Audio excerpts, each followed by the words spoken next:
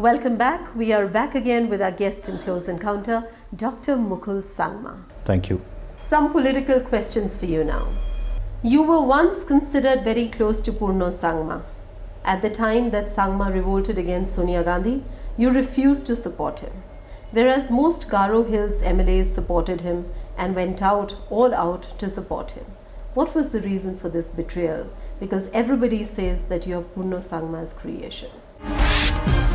You see, we belong to the same family of Congress, the family of Indian National Congress. And we were there because we belong to Indian National Congress Party, not because of any other reason.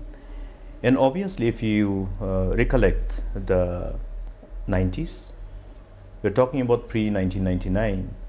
It was precisely in 1999 when that situation cropped up, wherein Mr. Sangma, along with Mr. Sharad Pawar and Tariq Anwarji, were expelled from the Indian National Congress Party. Now, obviously, a leader of his stature, who has been in Congress with such a long innings as a leader of the Congress for so long, we were very close. We were very close because we were in the same party. And the ideology and principle of the Congress is such that we work together, try to basically reach out to people as the members of the same family, ensure that the whole commitment level of the party as a whole is reflected in our action. That is exactly what we were doing. Dr. Sangma, what you're saying, in other words, the gist of what you just told us is that you are not Purno Sangma's creation. But you must have had a political mentor, somebody's blessings with whom you came forward in politics in Meghalaya. And who was this political mentor? Unfortunately, I drew the inspiration from the people themselves. And I found lots of pleasure in being able to serve the people. And that's how I have been able to grow. And I've been able to connect myself to the people at the grassroots. And because of which, after P.A. Sangma left, he finished almost every leader from Garo Hills left and right. I think I am the only one who could withstand that onslaught, political onslaught, and still continue to be in circulation. And we had so much of love for the Gandhi family because then our late beloved Prime Minister Indira Ji was somebody whom I used to admire, and even now I admire her because I have found in her the right kind of virtue, which is the courage. Dr. Sangma, your political image first took a beating in 2005 when, due to the twin police firing incidents in Thura and William Nagar, where 9 people were killed, you did not take the moral responsibility of stepping down. That as a Home Minister, I was a Deputy CM in charge of Home when that unfortunate incident took place in 2 parts of Garo Hills, one in Thura, one in William Nagar. Usually what happens, the tendency of politicians in power would have been to pass on the buck to the district administration, which is usual, and take punitive action on them. But I have done just reverse. I have done otherwise. I have resigned from the post then, and that's how I ensured that the moral of the district administration, who were engaged in administration of law, enforcement of the provision of the law of the land, do not get demoralized. That is there as a record. What is the political mood in Meghalaya today? Give me an assessment now that elections are around the corner. What is your assessment as an independent political observer, not as a congressman? Change in the perception, overall perception of the people in respect of governance. I always maintain that it is very important to ensure that people do not start losing hope. It is very important that people don't get frustrated. Therefore, it is very important for the government to be responsive to the aspirations and expectations of the people. Whole approach of the people's perspective towards governance have changed. They are looking forward for obviously visible change in respect of development. People have been hungry for development, and we have been able to create visibility in this respect. I'm sure people will throw their weight around us and will be back with the number which is required to cross the halfway mark. In other words, they will provide us absolute majority. I look forward to provide better governance. So you're hoping for an absolute majority. We are hoping to create a history. What do you think are the major policy decisions on account of which you think the people will return you to power? Our focus on being responsive, effective and accountable government. Number of issues are there which makes people angry, lose hope, and they all revolve around in effective governance and the sense of accountability from the government side.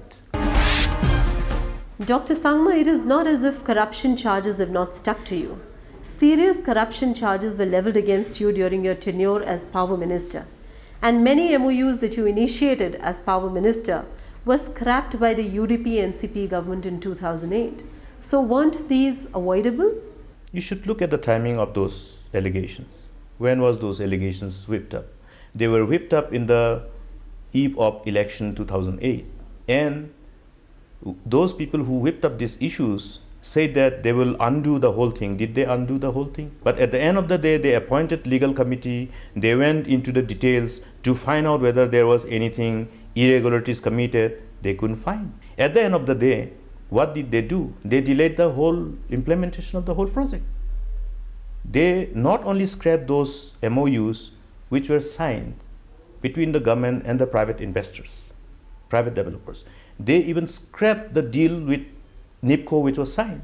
What is the purpose? It was more of a political than actually any decision which is designed in respect of the interests of the state which is required to be taken into consideration. Number one. Number two, today I will share with you one background of that. 2003 is the Indian Electricity Act enacted. A new Electricity Act 2003 was enacted by the Parliament, which was basically designed to undo the monopoly of the state undertakings in power sector. Earlier it was only state electricity boards who had all the responsibility of generating power. Right. And the government didn't have enough money to actually invest. Therefore, government realized the fact that private developers must be allowed to invest in this crucial infrastructural sector, because power is the main fuel for, rather the main engine for growth. Right. Today, if you're looking at the whole perspective at the national level, vis-a-vis the price rise, I will share with you, you can analyze it for yourself, that every item that you purchase as a consumer is linked to availability of power. When as a manufacturer, when as an industry, you are compelled to pay more for the energy and for the power, you ultimately pass it on to the consumers, because you know industry is doing charity. You had the option then of taking everybody along with you. Yes, You know, I did. There are allegations that you didn't seek anybody's consent, you didn't seek any committee's consent, you went ahead and like a dictator, you signed your own. That is completely wrong. That is completely wrong. Why? You know, having Electricity Act 2003 passed, unfortunately, the government didn't even have a power policy. Ultimately, I requested the then Chief Minister, Dr. Didilapang, that this is the state of affairs in power sector. And state cannot grow when you already have so much of huge deficit, rather such a big gap between demand and supply in power. And you are ending up actually paying more for the passing on the whole thing to the consumers. Therefore, you need to come up with a power policy. Even then, there was no power policy. 2003 Electricity Act mandates that every state government should come up with their own respective power policy and promote investment in power sector and harness all the existing potentialities for the growth of the state. Nobody did. And CM then was magnanimous to see, okay, what you are saying is right. I was given the responsibility of power department. We completed framing the power policy, and this was brought to the cabinet. Many of the states subsequently replicated the similar things, where when we talk about the complete investment, we say 2% of the total project cost must be basically dedicated for the local development of the project affected area people. 10 plus 2% of the power should be provided free for the people, out of which 2% will be again used on a sustainable basis to create a corpus for various developmental programs. And I'm happy to see today that ultimately they were proven to be wrong, and they tried to find out fault. They could not find out fault. I'm sure if they could have found out some fault, God knows what they would have done to me.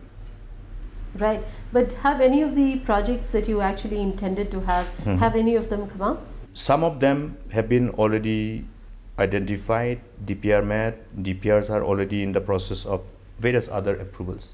Right. In fact, today also we had a meeting wherein one of the projects which have been revived, restored based on the inquiry report, based on those inquiry report which were actually conducted by the then government, not by my government.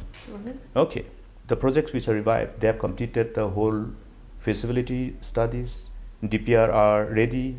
Then there are certain set guidelines where the Central Electricity Authority, the Central Water Commission, etc., are all involved. So due diligence are done jointly by the developers, whether it is a government undertaking, whether it is the government entity, whether it is public entity. There are set guidelines which are offshoot of various regulations notified by concerned ministries from time to time based on the Electricity Act 2003 and other relevant statutory laws pertaining to environment, etc. And based on these, substantial progress has been made. It's time once again to go for a break. Don't go away. We will continue our close encounter with Dr. Mukul Sangma.